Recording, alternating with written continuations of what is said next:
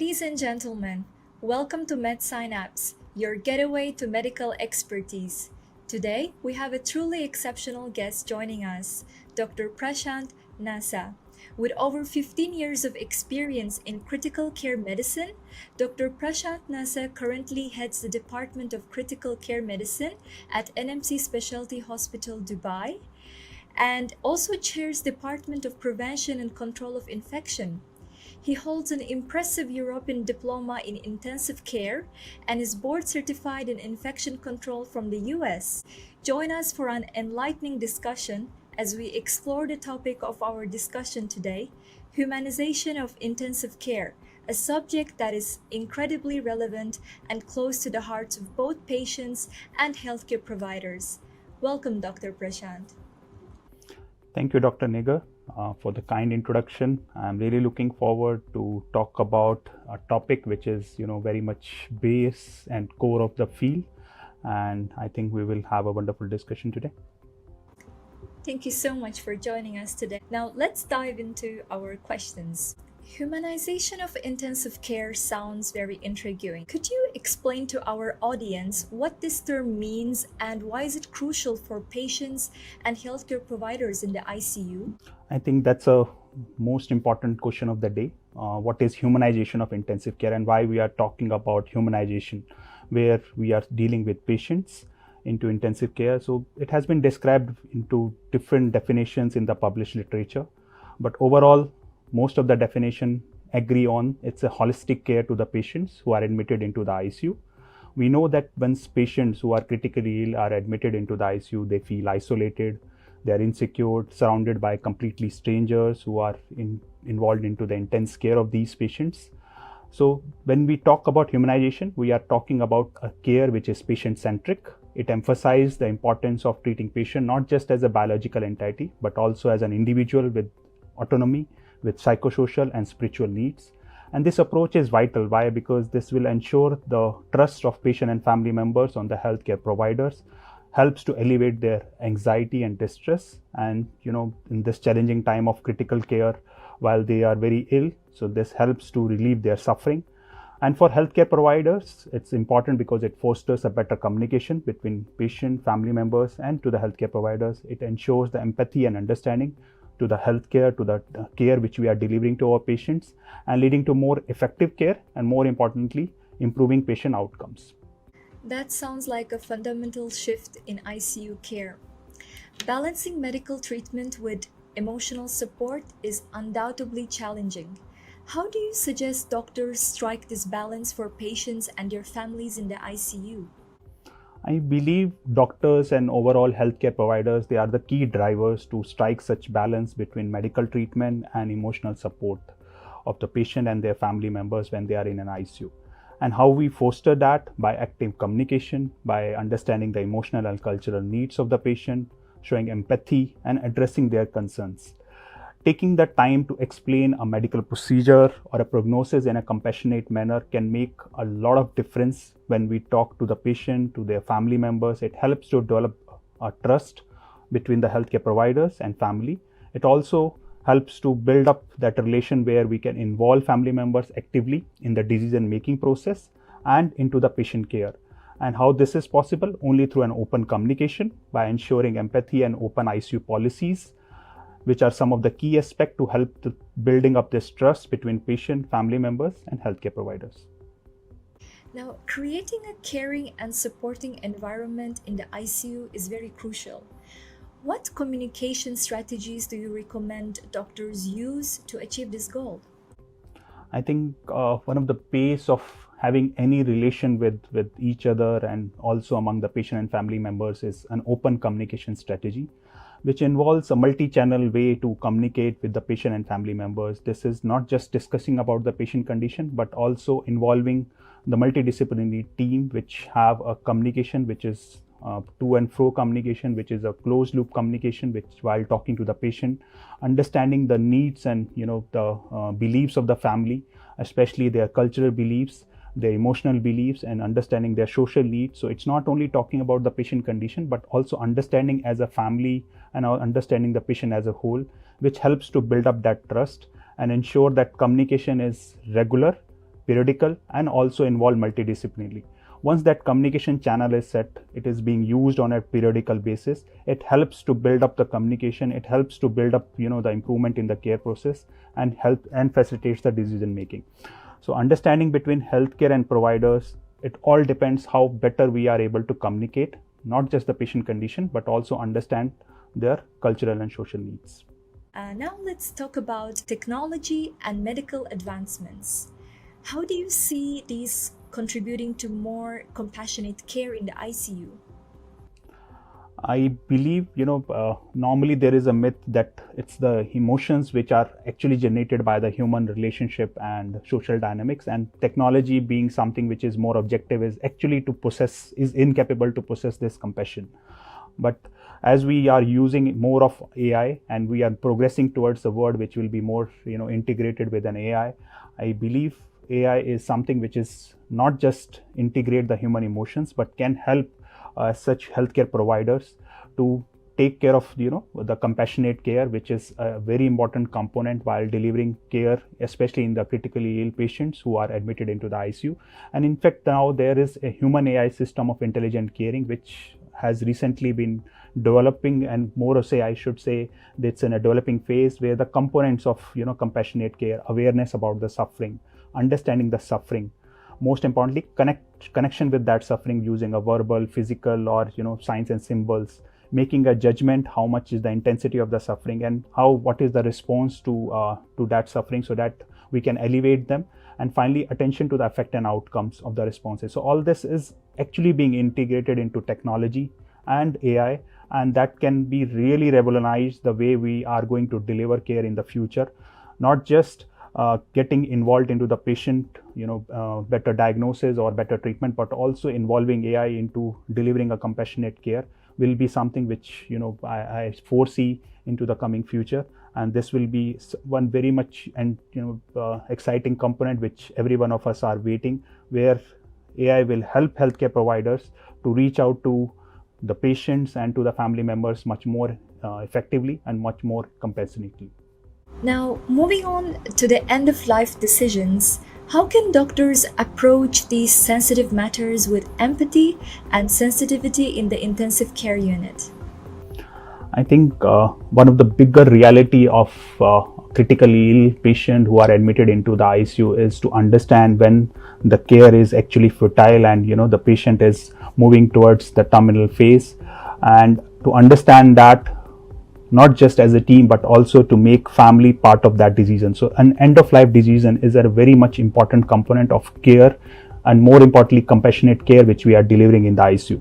So while approaching such decisions, doctors should be very much considerable of empathy, patient-centric care and sensitivity.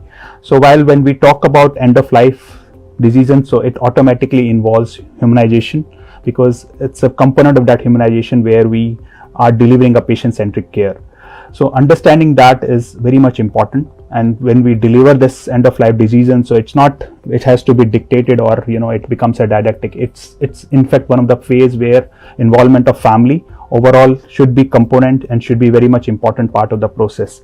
So as we know that there are various way you can facilitate end of life decisions, and one of that is giving opportunity directly to the patient and family members. We understand that we are living into a world which is divided by social, cultural and religious reasons. So understanding that cultural needs and social needs, we have to understand, especially talking about death and most importantly dying with a dignity. So when we talk about end of life decisions, it has to come from somewhere from the family, and that's why we should provide that opportunity to the family or the patient to nominate such matters during the consultation. So we should facilitate that discussion, ascertain what family overall thinks on that perspective. When we understand that perspective rather than telling our own understanding to them, it helps a lot. Understanding their perspective give us an idea how much education, how much knowledge and how much care or understanding of that culture need to be done in this particular case. And whenever possible, try to mirror up the language of the patient or family, create opportunities not just now but also to discuss about the future. Most importantly, we should do it in a very, very sensitive manner and make sure there is an element of uncertainty when we talk about end of life decisions. we can only make the family understand that there is a possibility in near foreseeable future where we are seeing a terminal phase is coming up for the patient. A death is inevitable for condition, but we cannot say at the same time what will be the time and duration when we are expecting. So talking about uncertainty and talking it in a very sensitive manner is something which we do as a part of end of life decisions in ICU. Now, moving on, palliative care plays a significant role in humanizing intensive care. How can doctors ensure patients' comfort and dignity through this approach? Again, palliative care is exactly understanding or anticipating the suffering of the patient. When we understand that curative therapies are not going to work, they are futile. So understanding that as part of the care process is a very much important component where healthcare providers come into play. So it's not first healthcare providers have to understand that patient has reached to a stage a curative therapy is unlikely to be productive, but also it's important that that message should reach out to the family. And when we talk about palliative care, it's again, as what we talk about end of life care, it's a part of humanizing intensive care. So it's again a patient centric care where talking about only curation or talking about only therapies is not going to work. The whole focus should shift to now relieving pain, managing symptoms, and improving the quality of life rather than the quantity of the life. It encompasses symptoms control, it talks about end of life management, it talks about communication with the family overall for the future, and setting goals to ensure that the patient is getting that privilege of dying with dignity. And also whenever a such decision is being done, patient is kept in the center for that decision making. And if not possible, a family is involved into that decision making power, and doctor should facilitate that in terms of ensuring patient comfort and dignity by integrating the palliative care into the overall treatment plan. Now, integrating families in the care process is very crucial, but so is respecting the patient's privacy. How can doctors involve and support families while maintaining patient confidentiality? I think it's a very much important part when we, deal somebody into ICU where there are chances that patient may not be in a state of taking decision independently. But whenever there is an opportunity, we have to make sure that the patient privacy and confidentiality is never breached, whether the patient is critically ill or into life supporting machines.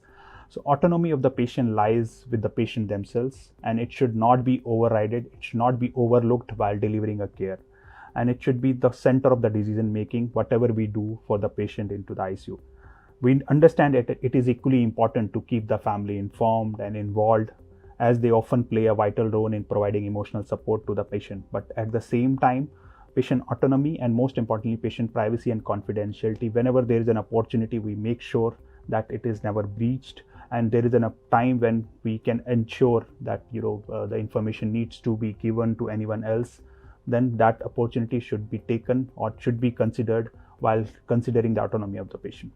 Now, moving on, telemedicine and remote consultations have become increasingly popular, especially since the pandemic. In your opinion, what role can telemedicine and remote consultations play in humanizing intensive care, especially in situations where in person visits may not be possible? I think telemedicine and remote consultation has revolutionized the way we are interacting with the patient and their family members. Talking about the place where I live, in the Middle East, especially in the UAE, expats constitute more than two-thirds of the resident population. So most of the population staying here have their family members or extended family members are staying in their home countries. So in case they get critically ill, they are admitted into the ICU. It's very difficult to reach out to the family, but the telemedicine has changed that aspect. And especially during the pandemic, when pandemic was starting and there was restriction to the entry of the visitors to the hospitals, I think that was the time we utilized this opportunity to reach out to the family using telemedicine and using a virtual channels, where doctors were able to communicate with the families, providing emotional support and sometimes medical guidance from a distance, and maintaining a sense of connection, which was really required during those difficult times. And I think the lessons which we learned during those times are still continuing with us. We are utilizing now technology more often, especially the telemedicine, while interacting with the families, while communicating with the families, and taking certain decisions using these technologies into a picture. Thank you so much for sharing your insights, Dr. Prashant. From your experiences, how can doctors in primary care stay informed about advancements and best practices in intensive care medicine to enhance their understanding and collaboration with the ICU team? I think as we are moving into a world which is getting digitized and changing very rapidly, intensive care is no more, away from that. In fact, intensive care like oncology is a very rapidly changing word where a lot of evidence keeps renewing itself or coming up fresh on a daily basis. So it's very important to stay informed about advancements and best practices in any field of the medicine, more though in intensive care medicine, and how we ensure that by participating into medical meetings, conferences, taking part into the workshops where we have an opportunity to have hands-on training, also taking part of these education initiative like yours, online webinars, and multidisciplinary morbidity meetings in the hospital. So collaborating with the ICU teams globally help us to using these educational platforms can help to understand what is all happening in the world, and also help us to foster effective teamwork, which will not able to deliver a best care for the patient, but also keep abreast whatever is happening in the world in terms of technology and more importantly into research. Now, as we have all experienced the impact of COVID-19 pandemic, what lessons have we learned about humanizing intensive care and how can we apply them going forward? I think the pandemic itself has in fact prioritized and highlighted the importance of humanizing intensive care. We know that from the start of the pandemic, there was an element of uncertainty. It was a completely new infection where humans and most importantly, even scientists were unaware about how it was spreading, how to control the infection, and finally, how to treat patients who were coming to the hospitals in such huge numbers.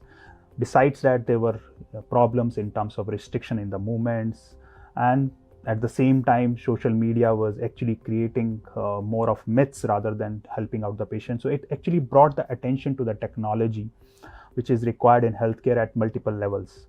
So there were a lot of lessons which we learned during those times: the value of regular and empathetic communication with the family, the need for emotional support which was further required during those difficult times, the significance of overall healthcare, and more importantly the significance of research and collaboration in the well-being of health and also as a society. Going forward, I think we believe these lessons can be applied by incorporating more of technology, telemedicine, digital technology, and AI, which will change the way we communicate, change the way we deliver patient care, and ensure that whatever we are doing, patient remains the center of it. So it will be more resilient an ICU environment where the care is actually kept on the pillars of compassion and empathy. Thank you, Dr. Prashant, for sharing your valuable insights on humanization of intensive care. I'm sure our listeners have gained a deeper understanding of this essential aspect of healthcare. It's been a pleasure having you on the show today. Thank you, Dr. Nigar. I hope the audience of yours will be able to gain some insight how we deliver care, and looking forward to meet you again, probably in the future for some other topic. Definitely, doctor. It's our duty to ensure that patients receive not just advanced medical treatments, but also empathy and understanding they deserve during their most vulnerable moments. Thank you so much for joining us today. Looking forward to more sessions together, doctor. Thank you. Bye bye. And before we conclude, we would like to take a moment to acknowledge MedSynapse. MedSynapse is a leading platform that brings together healthcare professionals, fostering collaboration and knowledge sharing. We encourage you to subscribe to MedSynapse to stay updated with their engaging discussions and gain access to a wealth of knowledge from our experts in the medical community. That's it for today's podcast. Thank you all for tuning in this episode of Medical Insights. Till next time, goodbye.